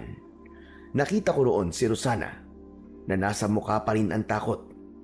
Agad siyang lumapit sa akin at nagtanong, Mang Alipio, napatay niyo po ba? Oo, saka wala na ang aswang. Wala nang lumitaw pa. Nakakatakot pa rin. Dahil tiyak kong may darating pa rin, Mang Alipio. Lalo na't nakabuka pa ang lupa na pinagmumulan ng mga kampo ng kadiliman na yon. Nakita ko nga na galing sa nakabukan lupa ang aswang na nakaharap ko. Ano po? Galing po sa ilalim ng lupa ang aswang na nakaharap niyo, Lolo Alipio? Oo, Apo. Bumitak ang lupa dahil sa malakas na lindol. Talagang pinaparusahan ng may kapal ang San Dionisio dahil sa pagtalikod nila sa Panginoong Diyos. Pero may paraan para sana kung makakaalala ang mga taga rito para magbalik loob sa kanya. Kaya lang, Mang Alipio, hindi pa rin nanunumbalik ang kanilang pananampalataya. Kaya nga dapat ay makumbinsi natin sila na magbalik loob na sa may kapal. Isa pa malinaw na sa akin ang lahat. Alam ko na ang buong pangyayari sa masaklap na sinapit ni Padre Ignacio. Kung sino ang may pakana ng lahat, kilala ko na siya at dapat singilin sa naging kamatayan ng pinsang ko. Si Urbana ho ba ang tinutukoy niyo? Alam mo, Yan po ang kutob ko. At naririnig ko din na sinasabi ng iba. Kaya nga lamang walang makapagpatunay. Pero dahil sa sinabi mo, naniniwala na akong siya nga ang isa sa may kagagawa na. dahil narinig ko yon sa mismong bibig ni Urbana, napakinggan ko ang pakikipag-usap niya sa isang lalaking may pangalang Candido. Kaya natitiyak kong maging si Urbana ay kampon na rin ng kadiliman. Siya ang isinugo dito sa San Dionisio para iligaw ang mga tao at tuluyang lumayo sa kanilang pananampalataya sa may kapal. Nakita ko rin yan. Dahil siya rin ang nagpakalat na dapat lumayo dito sa simbahan dahil naging pugad daw ito ng kasamaan sapagkat masama raw si Padre Ignacio. Tama ang lahat ng sinabi mo. Kaya dapat talagang magbayad si Urbana. Alam kong magkakarap uli kami ng babaeng yon. Saka, isa rin siyang aswang. Ano kanyo? Isang aswang si Urbana? Oo, Rosana. Nakita ko ang pagbabagong anyo niya. Kitang-kita talaga ng dalawang mata ko. Kaya dapat mag-ingat sa kanyang mga taga rito. Hayaan niyo po. Sasabihin ko sa mga taga rito ang tungkol sa nalaman niyo. Pero posibleng hindi nila ako paniwalaan. Sasabihin ko pa rin sa kanila ang tungkol sa nataklusan mo sa pagkatao ni Urbana. Dahil nga sa aking naging karanasan ng gabing yon, ay kinausap ko si Kapitan Simo. Dapat na niyang malaman ang mga nangyari at paano makapaghahanda ang mga taga San Dionisio. Kung ganun, tama yung nakarating sa akin, Mang Alipio. Nakarating na ano, Kapitan Simo? May mga nagsabi kasi sa akin na nakita nilang isang matanda na nakikipaglaban sa mga aswang na lumabas mula sa mga bitak ng lupa. Ikaw nga ang kanilang tinutukoy, Mang Alipio. Kailangan kong gawin yung Kapitan dahil maraming pwedeng mapahamak at maging biktima nila kapag walang humadlang sa kanilang pag-aasik ng lagim. Pero hindi ako makapaniwala na isang kagaya mo na may edad na ay may kakayahang gawin ang bagay na yun. Ginawa ko lang ang aking tungkulin, Kapitan. Tungkulin? Isa sa dahilan ng pagtungo ko rito sa San Dionisio ay para tugusin ang mga kampo ng kadiliman. Kung ganun, ikaw ang ipinadala sa aming lugar. Ipinadala ka ng tadhana upang huwag maghari dito ang kadiliman. Hindi ko rin papayagang mangyari yung Kapitan. Dahil naaawa rin ako sa inyong lugar. Marami na dito ang ganap ng nakalimot sa kanilang pananalig sa may kapal. Kundi, kinain na ng kasamaan ang kanilang puso't isipan. Dahil yung kay Aling Urbana, siya ay nagpakalat na wag nang magtungo sa simbahan dahil naging pugad na raw ito ng kasamaan sa pangunguna ni Padre Ignacio. Yun ang kanilang ipinagkakalat. Bagay na walang katotohanan, Kapitan Simo, sapagkat ang mga sinabi niya at ipinagkalat ay bahagi ng kanilang masamang plano. Ano ka mo, plano nila? Teka, may iba pang kasama si Aling Urbana? Oo, Kapitan.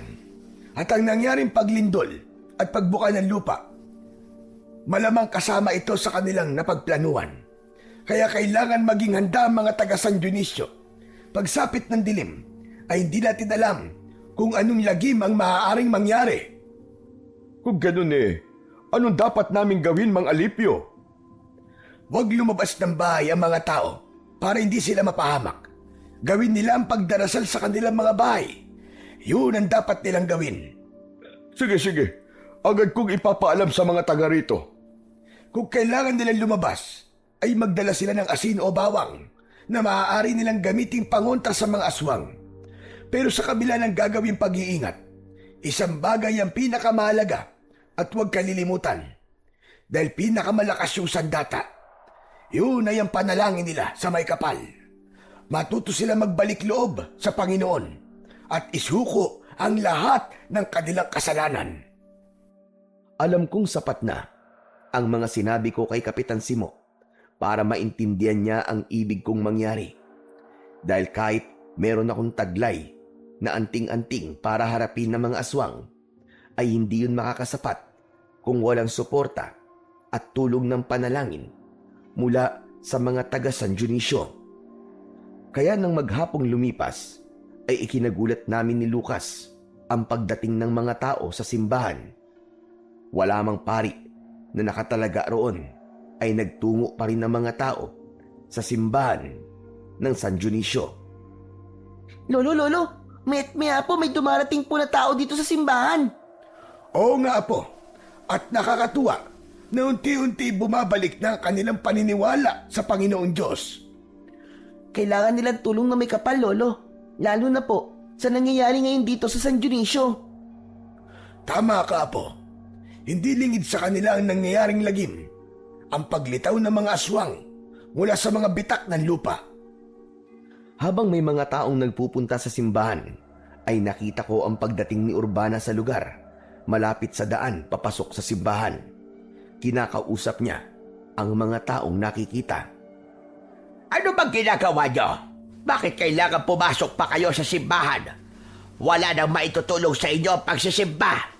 Saka wala namang pare dyan Baka nakakalimutan niyo ang ginawang kasamaan ng dating pare na ipinadala rito. Pinipigilan ni Urbana ang mga tao na pumasok ng simbahan. Kaya lumapit na ako at nakialam. Ikinagulat ni Urbana ang paglapit ko. Oh, nagulat ka yata sa akin, Urbana. Ano bang kalokohan ang ginagawa mo, Alipio? Kalokohan bang hikayatin ng mga taga rito para magbalik loob sa Panginoong Diyos? Hindi sila matutulungan ng Diyos na sinasabi mo. Ang pari nga na dati ipinadala rito ay walang nagawa dahil siya man ay naging alipin ng kasamaan. Teka nga lang, Urbana. Sigurado ka ba dyan sa sinasabi mong yan? Oo naman. Dahil nakita ko kung paano siya gumawa ng kasamaan dito sa baryo. Kung paano siya pumatay. Hanggang ngayon ba ay kasinungalingan pa rin ang gusto mong ipakalat? Wala kang alam sa mga nangyari, kaya't manahimik ka. Yun ang akala mo, Urbana. Wala ka nang maililim sa akin dahil bistado ko na ang kulay ng bituka mo, ang mga kasamaang ginawa mo at ng mga katulad mo. Tinitigan ko ng masama si Urbana. Hindi niya kinayang makipagtitigan sa akin. Naging mailap ang kanyang mga mata. May kinapa ako sa aking bulsa. Ramdam ko ang kakaibang enerhiya na pumasok sa katawan ko ng mga sandaling yon nang mahawakan ko ang imahe ng Santo Niño na nasa aking bulsa. Kitang-kita ko ang pagkatulala ni Urbana. May naramdaman siyang kakaiba. Biglang tumalikod at nagmadali siyang umalis. Urbana! Urbana, sandali! Nag-uusap pa tayo. Huwag ka munang umalis.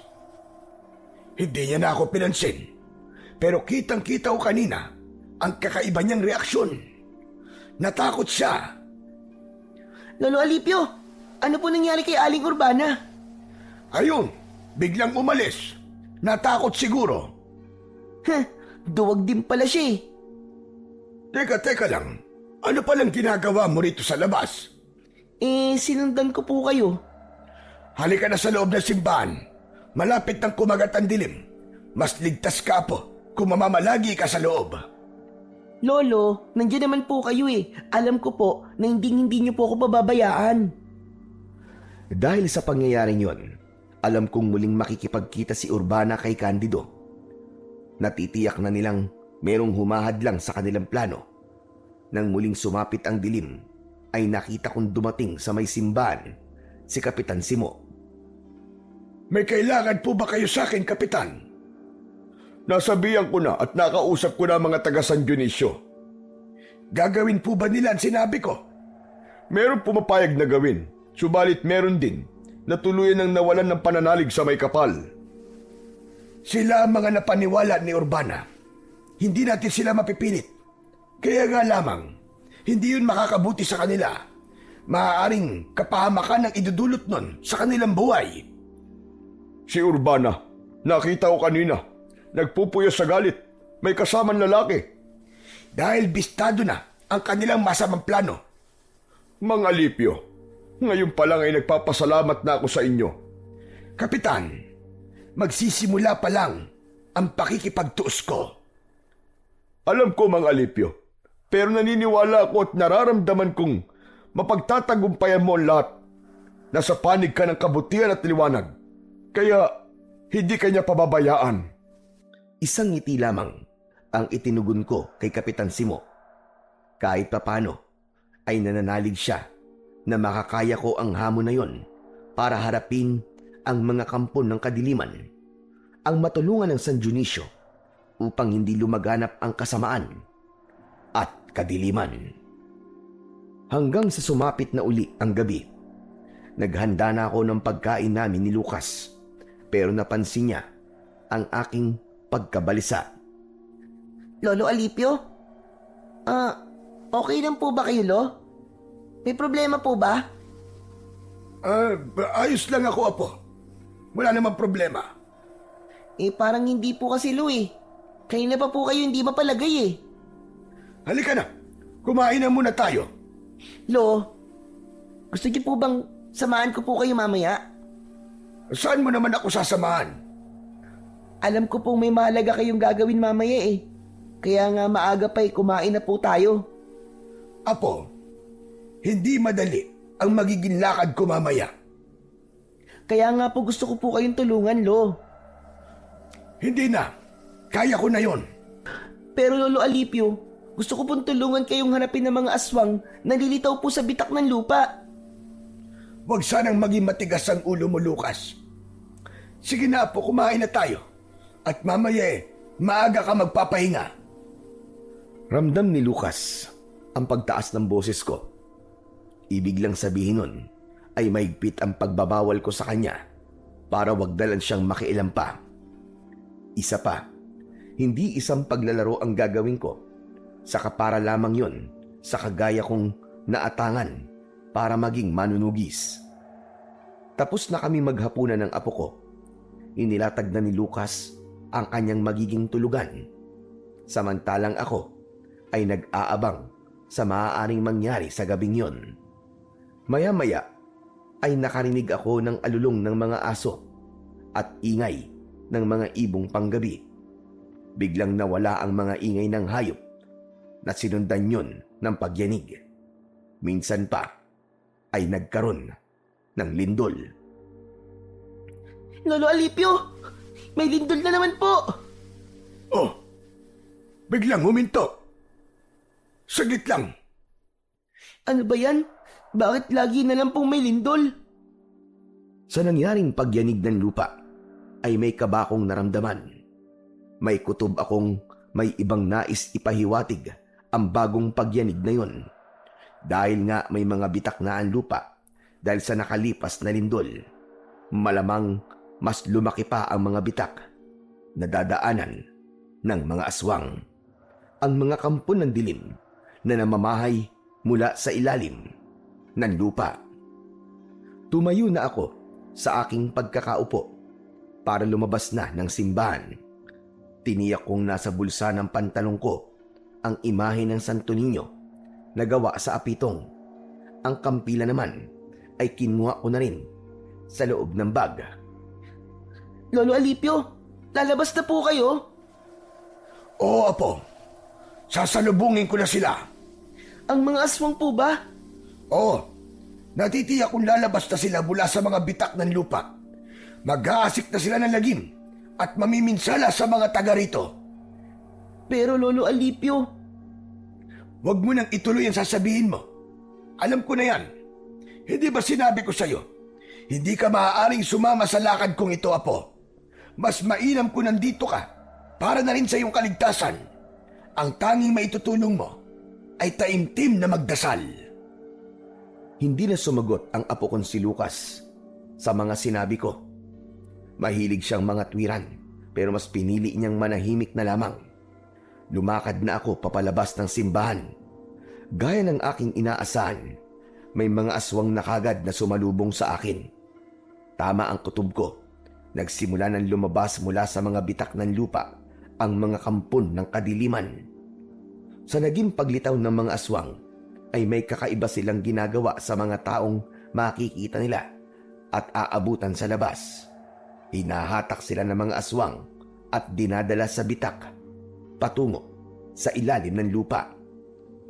Mas delikadong ginagawa nila ngayon. Hindi maaari. Inililibing nila ng buhay ang mga tao dahil isinasama nila sa ilalim ng lupa.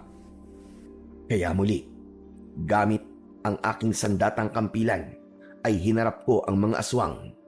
Nagtulong-tulong din sila para sugurin ako. Salamat na lamang na kahit may edad na ako, ay nagagawa ko pang kumilos ng mabilis. Alam kong dahil yun sa tulong ng aking anting-anting.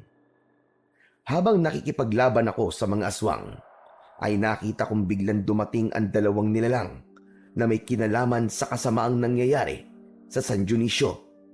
Nagpakita at humarap sa akin si Urbana at Candido. Ang lakas din naman ng loob mong magpakabayani, tanda. Nagsasayang ka lang ng oras mo. Akala mo naman ay magtatagumpay ka sa plano mo. Hindi na magiging maayos pa ang San Dionisio. Wala na sa kanila ang babalik pa sa pananampalataya sa Diyos mo. Diyan ka nagkakamali, Urbana.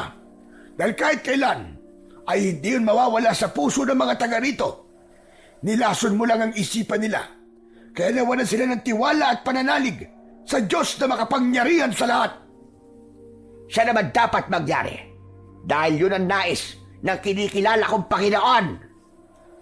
Para hindi mo na mahikayat pa ang mga tao at ibalik sa pananalig sa sinasabi mo. Dapat ka nang mawala! Habang nasa harapan ko sina Urbana at Candido, ay kitang-kita ko ang pagbabago ng kanilang anyo. Naging mga aswang abwak ang dalawa. Sa pangunguna nila ay sumugod sa akin ang iba pang mga abwak. Wala akong nagawa kundi ang harapin sila. Buo ang tiwala ko na hindi ako pababayaan ng aking anting-anting at ang pananalig na nasa aking puso. Kaya naman, nagagawa kong patumbahin ang mga aswang na umaatake. Kaya nga lang, tila hindi sila nauubos dahil may lumalabas pa rin mula sa mga bitak. Sumuko ka na, tanda! Dahil walang ibang pupuntahan ang tapang mo, kundi kamatayan! Kayong mga masasama at kampo ng dilim, at siyang mawawala sa mundong ito! Akala mo lang yun, Alipio. Sa dami ng mga kampo ng kadiliman na magtutulong-tulong para atakihin ka, wala ka ng ibang mapupuntahan. Sa pagkakataong yon, ay kinuha ko ang imahe na nasa aking bulsa at idinikit ko sa kampilan na hawak ko. Nagliwanag ang imay at biglang kumawala mula sa aking pagkakahawak. Samantala, ang kampilan ay humaba ng ilang pulgada kaya mas madali kong nagamit para harapin ang mga aswang. Kitang-kita ko na nananatiling nakalutang sa ere ang imahe ng Santo Niño. Lalo pang nagliwanag ito at ang liwanag ay tumama sa mga aswang na nakakalat. Samantalang nakatakip naman ang muka ng mga aswang na sina Urbana at Candido. Nasisilaw sila at hindi kinakaya ang liwanag mula sa nagliliwanag na imahe. Nakita ko kung paano itinataboy ng liwanag ang mga kampon ng kadiliman. Isa-isa silang nahuhulog sa nakabukang lupa hanggang sa kasamang nahulog sa mga bitak, sina Urbana at Candido. Dinig na dinig ko ang kanilang sigawan habang nahuhulog. Kinain na sila ng lupa nang ang mga kampo ng dilim ay nahulog ng lahat sa nakabukang lupa. Tumama naman ang liwanag sa mga bitak at unti-unting nagdikit at nagsara. Wala na. Kinain na ng lupa ang mga aswang at nawala na rin ang mga bitak na nilika ng mga nangyaring lindol. Saglit pa ay bumalik sa aking palad ang imahe na kanina lang ay nakalutang sa hangin at nagbigay ng kakaibang liwanag. Hindi pa rin ako makapaniwala sa pangyayaring yon. Habang nasa isipan ko ang pagtataka, ay narinig ko ang pagtawag sa akin ng apo ko na si Lucas. Lolo Alipio! Lolo Alipio, nagtagumpay po kayo! Ang galing nyo! Sabi ko naman sa'yo, huwag kang lalabas. Pero wala na po ang mga aswang, di ba? Nakita ko po, kinain na po sila ng lupa. Isang himala ang nangyari, apo. Tama po kayo, Lolo Alipio. Dahil sabi nyo nga po, hindi tayo hahayaang mapahamak ng Diyos na may kapal. Lalo na't marami pong tumulong sa inyo, Lolo Alipio. Tumulong sa akin? Opo, Lolo. Hayun po sila, oh. Tignan nyo po. Itinuro sa akin ni Lucas ang pintuan ng simbahan. Nakita ko roon na papalabas si na Kapitan Simo at Rosana. Kasama niya ang mga naninirahan sa San Dionisio. Galing sila sa loob ng simbahan.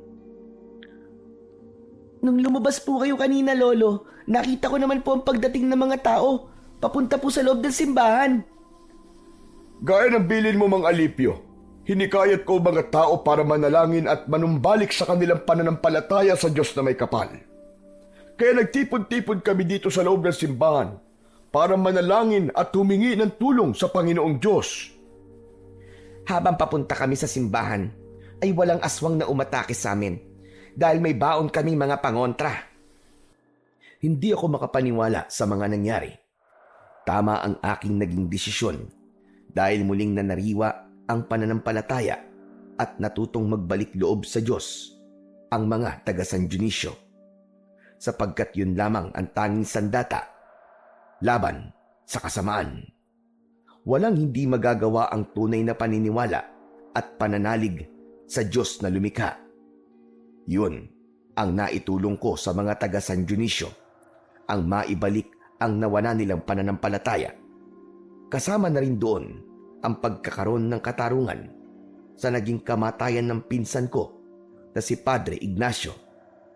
Wala na rin ang mga nilalang na gumawa sa kanya ng masama at sumira ng kanyang pangalan. Muli ay matatahimik na ang San Dionisio. Totoong maraming mga tao ngayon ang nakakalimot na sa kanilang pananagutan sa Panginoong Diyos. Lumalamig na ang kanilang pananampalataya. Ito ang sanhi ng mga kalamidad at kaguluhang nangyayari sa atin. Subalit kung manunumbalik tayo sa ating pananalig, hindi liko o bulag ang ating Panginoon para hindi tayo tulungan at iligtas sa mga kasamaang nangyayari upang bigyan ng kapayapaan sa ating puso at isipan.